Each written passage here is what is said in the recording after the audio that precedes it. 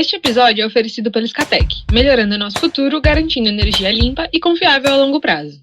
O Brasil é um país rico em recursos naturais. Temos uma das matrizes energéticas mais limpas do mundo e um potencial imenso para continuar crescendo com renováveis. São bilhões investidos anualmente em novos empreendimentos, mas e o impacto social desses projetos? As energias renováveis são fundamentais para a transição energética, mas a chamada transição energética justa impõe requisitos adicionais. Como lidar com as comunidades ao redor dos projetos, especialmente considerando que, no Brasil, a maior parte deles está nas regiões menos desenvolvidas do país e mais carentes de emprego e renda. Eu sou Camila Maia, jornalista da Megawatt, e esse será o assunto do episódio de estreia dessa temporada especial do MegaCast Convida. Eu conversei com a Verena van der Ven, gerente socioambiental, responsável pelos ativos da Scatec no Brasil, e com Pablo Cotcifes, que é oficial ambiental e social do BID Invest, do Banco Interamericano de Desenvolvimento.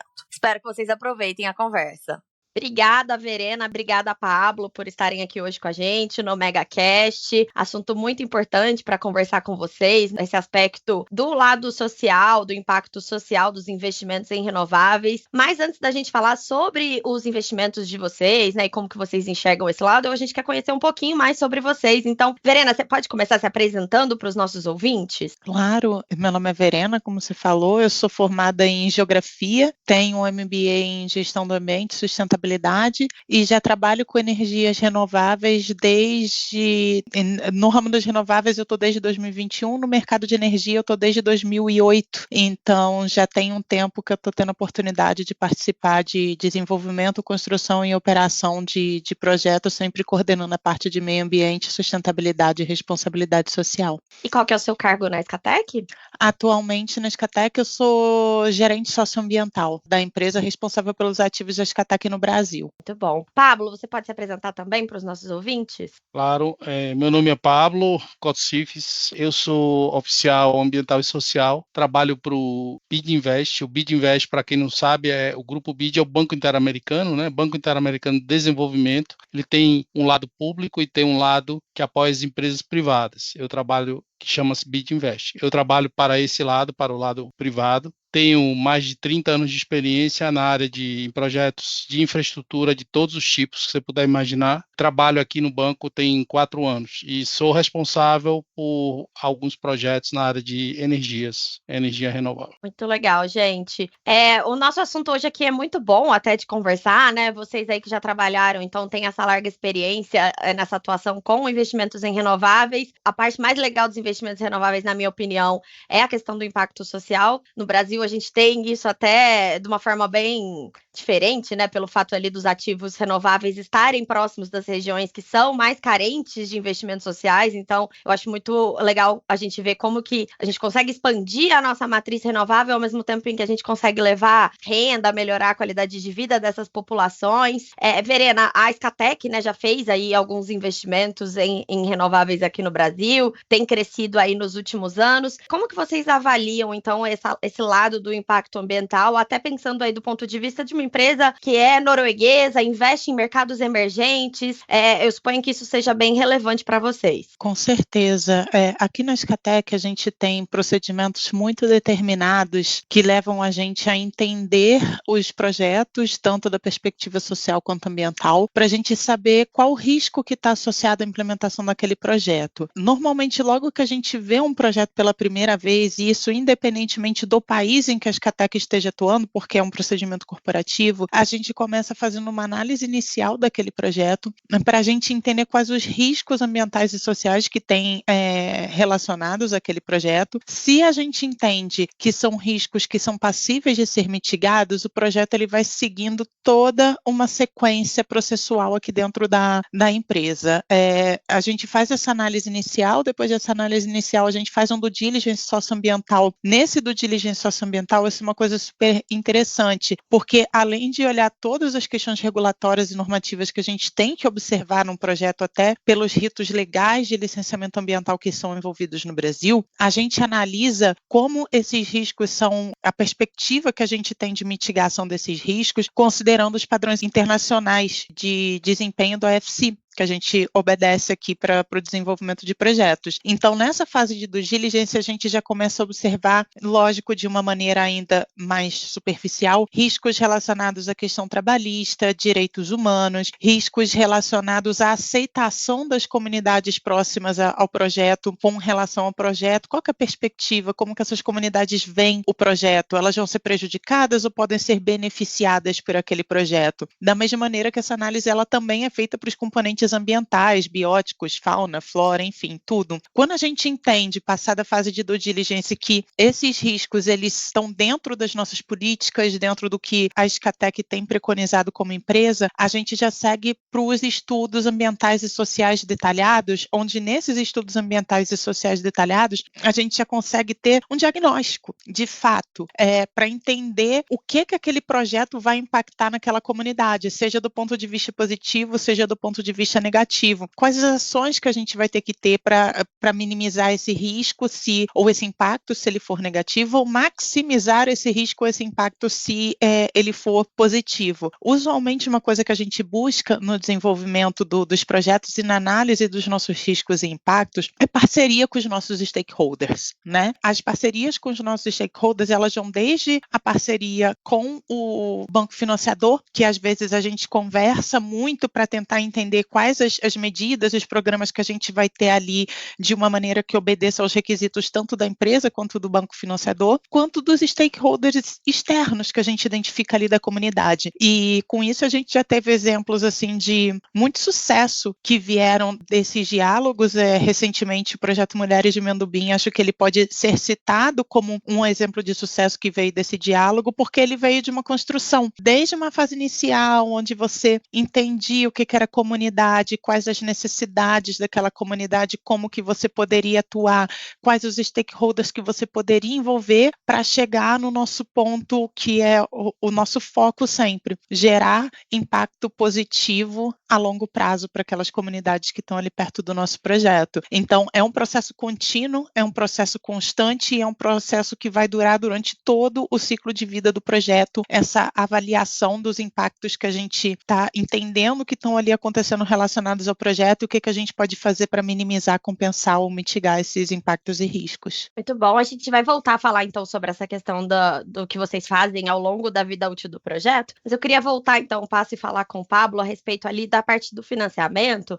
Você explicou ali, né, que o BID tem essa característica, é um banco multilateral, então eu sei que a parte de financiamento, da parte do impacto social é muito relevante nos financiamentos. Como é que funciona isso para vocês, essa análise? Porque eu entendo que a Scatec ela deve chegar antes para pedir dinheiro e depois, ao longo da fase inicial do projeto, que começam a identificar também ali as necessidades dos stakeholders. Então, vocês atuam juntos? Qual que é o peso disso ali para o BID, do seu envolvimento ali no financiamento? Eu acho que é melhor dar um panorama geral de como a gente trabalha em todas as operações. Depois eu dou um zoom com alguns exemplos de coisas que aconteceram no projeto Mendubim, né? Ótimo.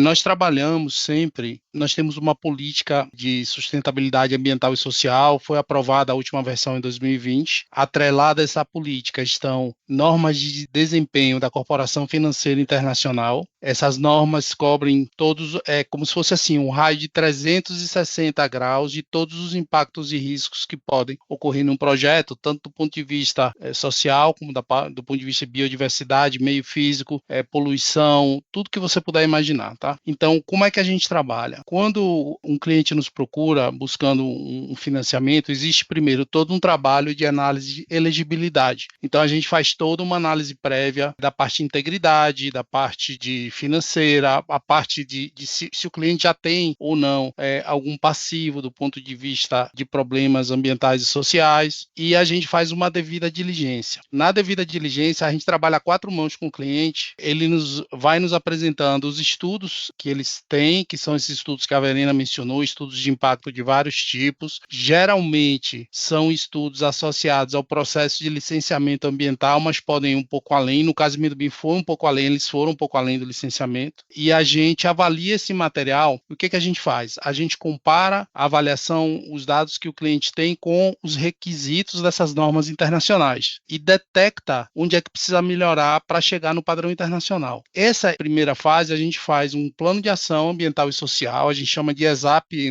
pela sigla em inglês, e esse plano ele vira um anexo do contrato de financiamento. Então o cliente, claro, tudo isso é negociado e acordado entre as partes, né? Nada é assim de cima para baixo, a gente vai discutindo muito, ajustando tudo. Então, uma vez assinado o contrato, existe um compromisso formal do cliente em cumprir com os requisitos para elevar o projeto a um grau de atendimento das normas internacionais. E aí, quando o contrato é assinado, a gente continua acompanhando o projeto durante toda a fase de construção e de operação até que finde, seja quitado ou pré-pago, ou o que for a operação de financiamento. Então, no caso, em que a gente verifica que a gente consegue agregar bastante valor quando a gente faz essa interação com os nossos clientes, e coisas, por exemplo, a gente vai até além das previsões da legislação nacional. Por exemplo, no caso de Mendubim, na área do projeto, existiam 2 famílias de pessoas que eram trabalhadores rurais, ou seja, eles não tinham nenhum direito à propriedade, 0 direito pela legislação brasileira, mas pela norma internacional, pelo perfil vulnerável dessas famílias, elas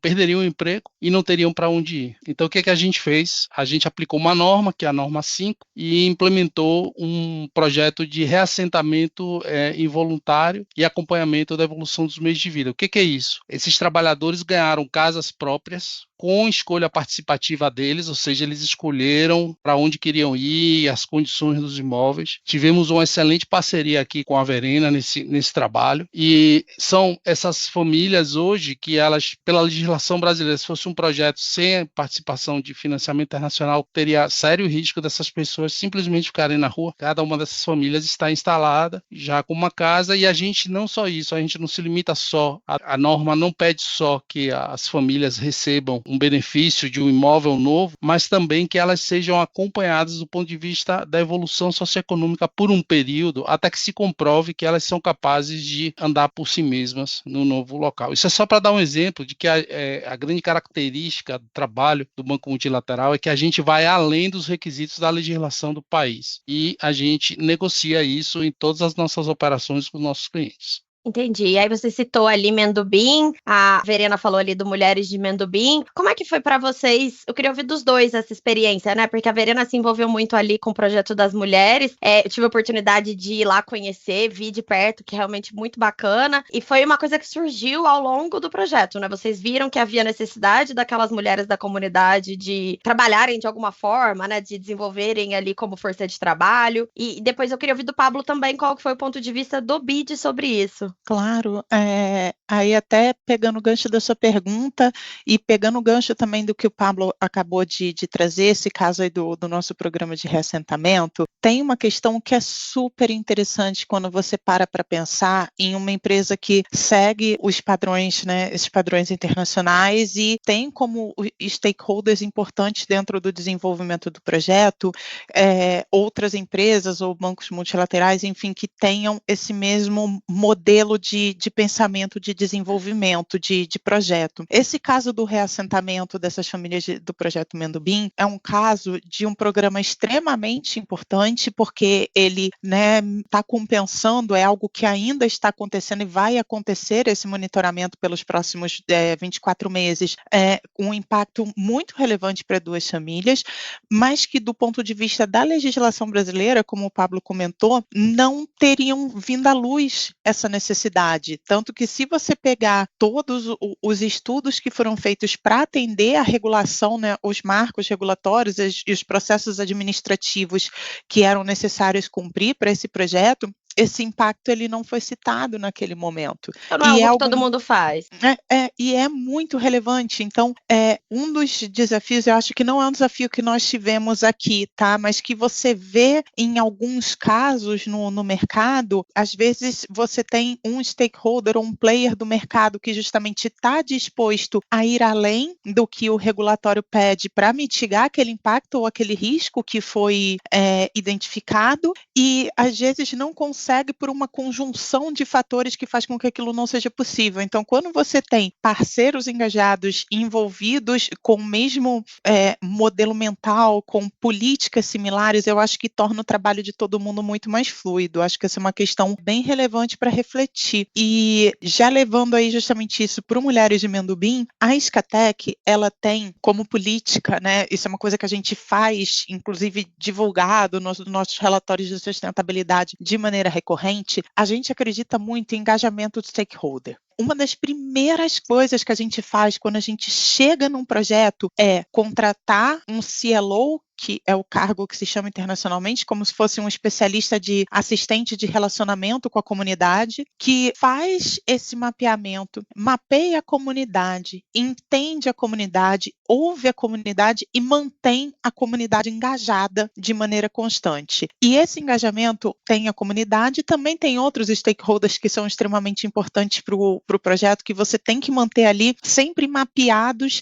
e na sua esfera de comunicação de maneira constante. Quando nós começamos a fazer esse mapeamento de stakeholder inicialmente no projeto, isso foi em 2021, tá? que nós iniciamos esse projeto de mapeamento de stakeholder, para a gente ficou muito claro, na primeira conversa que a gente teve com as comunidades falaram para a gente, olha, a gente entende que vocês estão vindo aqui, que vocês têm interesse em desenvolver o projeto, mas não adianta vocês virem aqui e apresentarem para a gente um monte de coisa que vocês dizem que vocês vão fazer, quando a gente sabe que na realidade nem sempre acontece, né? Você está gerando uma expectativa ali na comunidade e em alguns casos as comunidades elas já estão desacreditadas até pelo processo, né? O processo administrativo é uma coisa que ela é muito árdua para a gente entender, ainda mais para comunidades entenderem, né? Então, nessas primeiras conversas, a comunidade colocou isso de maneira muito clara. A gente quer trabalhar e a gente entendeu também do ponto de vista do mapeamento de stakeholder e dos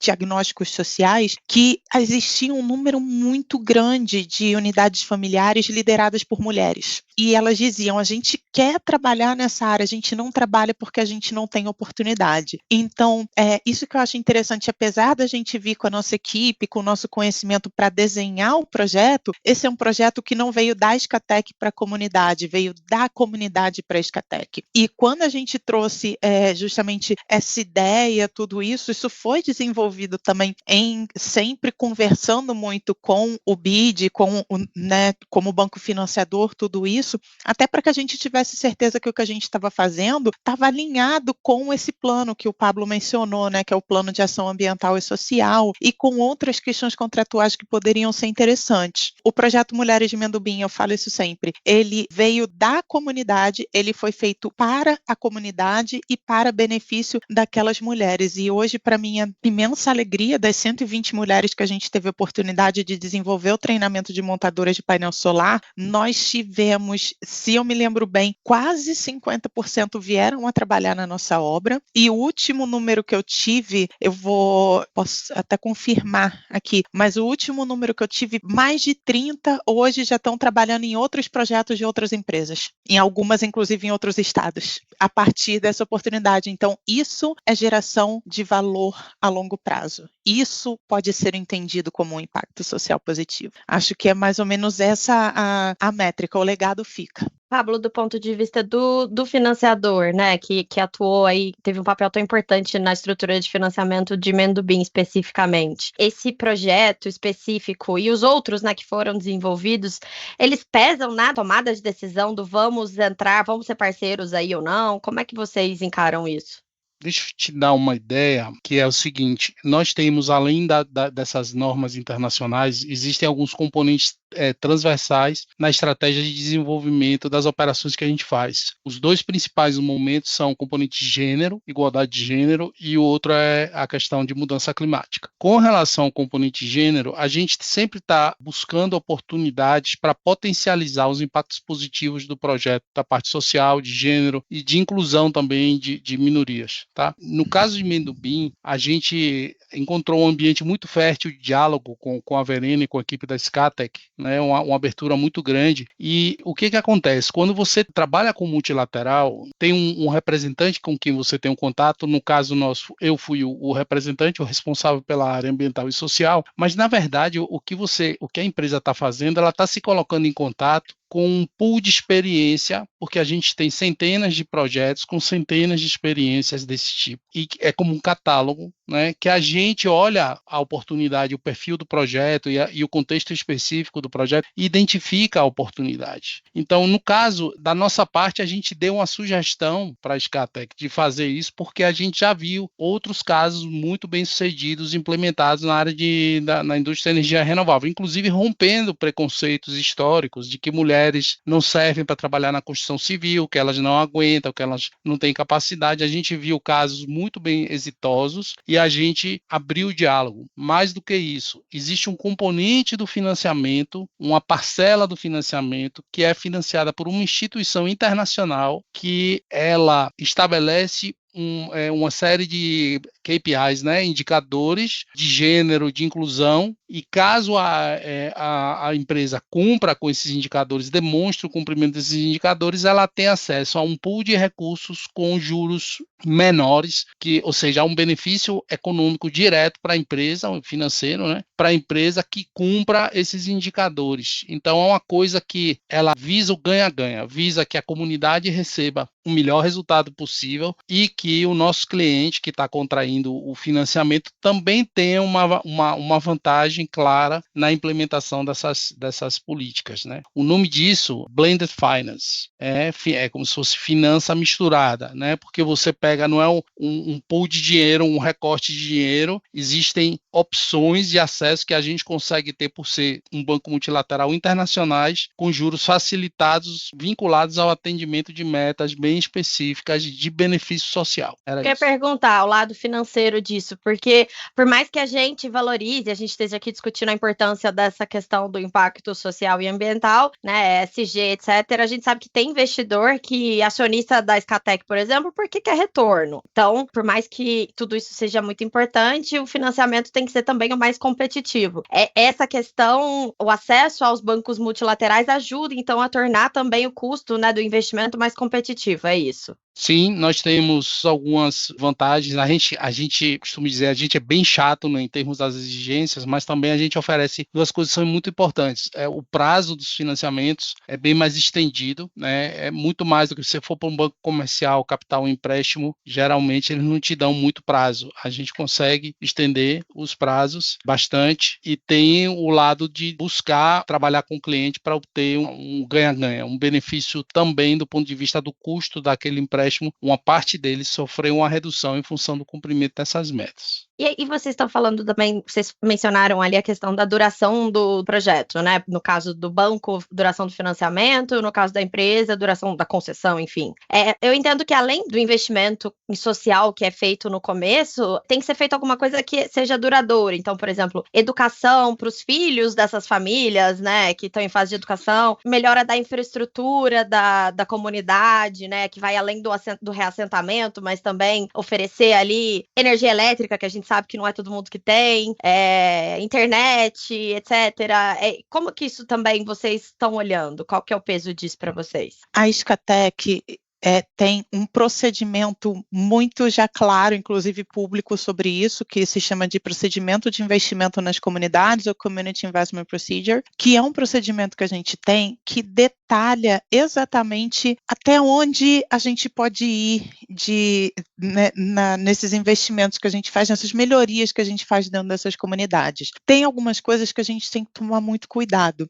Por exemplo, se a gente não mapear o que a comunidade realmente precisa e olhar simplesmente o que ela fala que ela precisa, pode ser que a gente acabe ali em um limbo que não é interessante nem para a gente nem para a comunidade. Então, o projeto ele começa na fase de mapeamento de stakeholder, que, né, o que eu comentei, onde a gente entende a realidade social dali. Durante a obra, a gente vai trabalhando de maneira a começar a mitigar esses impactos ali da comunidade, e a Scatec segue durante o ciclo de vida do projeto com um plano de investimento na comunidade que vem deste procedimento de investimento na comunidade. Uma das questões que a gente coloca que é muito claro, todos os planos ou implementações que a gente venha fazer de estrutura, enfim, sempre tem que ter uma estratégia de saída.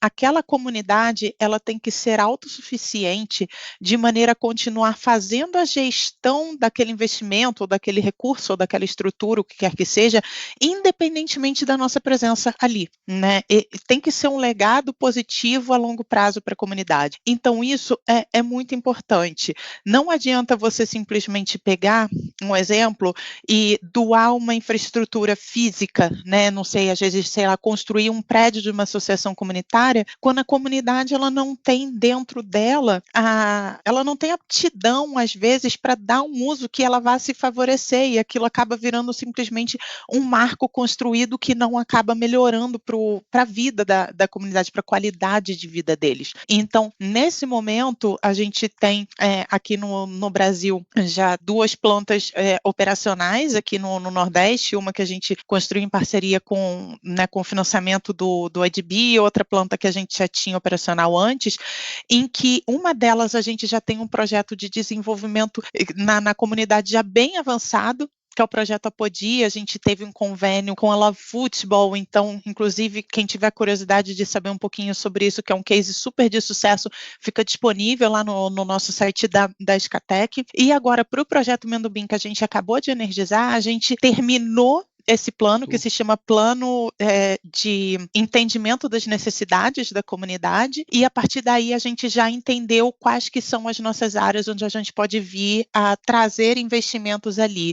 E uma coisa que é interessante, aqui a gente tem, os nossos procedimentos, eles são atrelados em todos os nossos projetos, né, de maneira transversal. Então, o mesmo procedimento que se aplica no Brasil, ele se aplica em outra planta que a gente tem, seja na África do Sul, na Botsuana, Argentina, enfim, em qualquer planta que a gente tem, esse procedimento ele é adequado de maneira transversal. E uma das coisas que eu acho super legal que veio, que a gente aplicou no projeto Mendubim durante a construção, e que a gente já viu que a gente vai seguir um pouco agora durante a operação, que isso veio inclusive também de uma iniciativa do IDB, dentro desse plano de ação ambiental e social. Durante a construção a gente fez campanhas enormes de conscientização sobre assédio e violência de gênero, e a gente viu que isso gerou discussões muito positivas entre as pessoas que estavam ali envolvidas, de entender o que é isso. Então, e a gente já entendeu que agora a gente vai seguir com essas campanhas de conscientização na fase de operação. É uma constante. Se você entender o que a comunidade precisa e você trabalhar isso de uma maneira que seja inteligente, quando eu falo inteligente, planejada, você acaba gerando um impacto ali, um legado positivo a longo prazo, que vai além de um emprego, vai além de uma geração de renda, mas vem da conscientização de questões que são muito importantes e latentes na nossa sociedade, e que podem ser trabalhadas com esse apoio desses projetos que a gente está desenvolvendo. Eu queria aproveitar e comentar, né? Existe uma confusão enorme sobre essas 3 letrinhas, né? ESG ou ASG em português. Na verdade, há várias frentes de ESG que você pode pensar e desenvolver, né? Uma frente que é a básica, é o controle de riscos e impactos do negócio. Externalidades, é como você lida com todos os problemas que o teu projeto pode trazer, de maneira a reduzir esses impactos, ou até eliminar em alguns casos, ou até compensar quando for necessário. Essa é a primeira linha, vamos dizer assim. A segunda linha é uma linha de você olhar tudo de positivo que o projeto pode trazer e potencializar, trabalhar para multiplicar esse efeito benéfico, que é o caso das mulheres de Mendubim, tantas outras oportunidades que a gente vai identificando para gerar mais inclusão, gerar mais diversidade na parte social, manter as comunidades extremamente informadas, né? E a terceira linha é a linha voluntária. Então, a empresa ela tem estratégias de responsabilidade social corporativa, o investimento social privado, ou que o valha, que ela vai voluntariamente e entende que determinados pontos são importantes e ela implementa. Então, por exemplo, no caso de Mendubim, só para dar um exemplo, tem uma comunidade vizinha que tinha uma caixa d'água. Lá, você sabe, os projetos são semiáridos, uma região de falta de água muito presente. Isso não é pedido nosso, eles foram lá, viram que eram aquelas caixas d'água enormes, sabe, para que abastece a comunidade inteira. Estava lá degradada, há muito tempo sem funcionar, eles foram lá e disseram, não vamos doar para vocês uma caixa d'água, fazer uma caixa d'água nova, vamos recuperar a caixa d'água. Então isso aí é mérito da companhia, né, eles entenderam que era uma necessidade importante daquela comunidade, uma comunidade vizinha ao projeto, e fizeram a próprio, vamos dizer assim, tomaram a decisão de implementar, e tudo isso a parte de uma lógica, que é uma lógica de você estreitar o relacionamento com o seu vizinho, você cuidar do seu vizinho. Do lado da prevenção, por exemplo, só para falar de água, né? Do lado da prevenção, quando a gente fez o plano de ação, a gente viu, você sabe que painel solar tem que ser limpo, lavado com água, e estamos falando de uma planta muito grande, são 1.400 hectares, né, de área de painel, 1.400 maracanãs, né, de área de painel, enorme.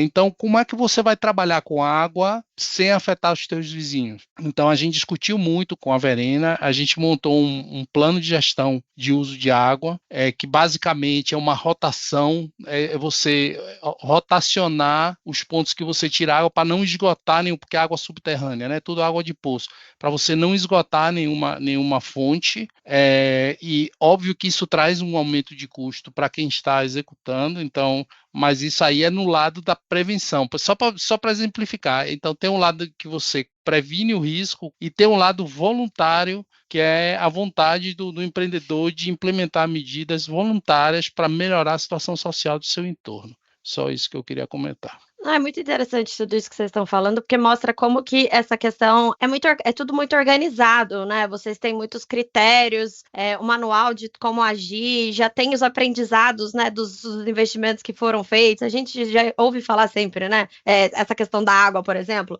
termoelétrica que usa água para resfriar equipamento, que foi construída em algum lugar específico, que depois, na hora de usar a água para resfriar, teve conflito com a comunidade. Então, existe todo um contexto, assim, até o momento que a gente chegou hoje, que permite que esses investimentos sejam feitos de uma forma que agregue muito e deixe um legado, evitando erros. E aí, para finalizar, eu queria que vocês deixassem, então, uma mensagem aí, aprendizados para os próximos projetos, tem bastante coisa nova, eu imagino, a ser feita. Uma mensagem aí para os nossos ouvintes, começando, então, com a Verena.